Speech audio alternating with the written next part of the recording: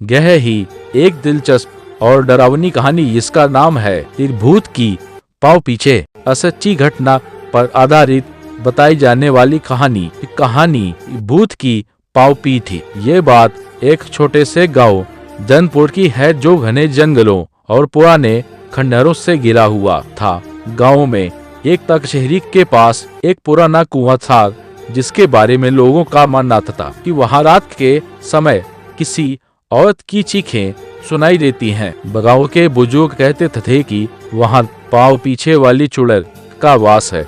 जो भी रात उस कुएं के पास गया वो फिर कभी गांव वापस नहीं आया। मुख्य किरदार अर्जुन एक बहादुर लेकिन नास्तिक युवक था। वह इन बातों पर यकीन नहीं करता था। एक दिन गांव में मजाक में किसी ने उसे कहा, अगर तू इतना ही बहादुर है तो उस कुएं पर जाकर रात 12 बजे दिया जलाकर दिखा। अर्जुन ने चुनौती स्वीकार कर ली। रात 12 बजे कुएं के पास रात को सब लोग अपने घरों में दुबक गए। अर्जुन अकेला दिया लेकर कुएं की तरफ चल पड़ा। हवा सर्द थी, पेड़ों की शाखाएं अजीब सी आवाज कर रही थी। जैसे ही वह कुएं के पास पहुंचा एक औरत की आवाज आई, दबचाओ कोई है। अर्जुन ठिक गया।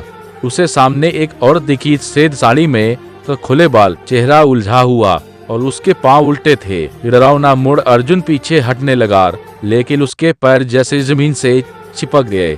उस औरत ने धीरे धीरे उसकी तरफ चलना शुरू किया। हर कदम पर उसके उल्टे पांव जमीन पर अजीब निशान छोड़ते। औरत ने कहा, तू मुझे दिख रहा है तो इसका मतलब है तू अगला है। अर्जुन जोर से चिल्लाया लेकिन आवाज नहीं निकली। अगले दिन सुबह गांव वाले कुएं के पास गए तो वहां अर्जुन का दिया तो जल रहा था, लेकिन अर्जुन नहीं था। सिर्फ उसके पैर के निशान थे और वो सीधे कुएं के अंदर जा रहे थे।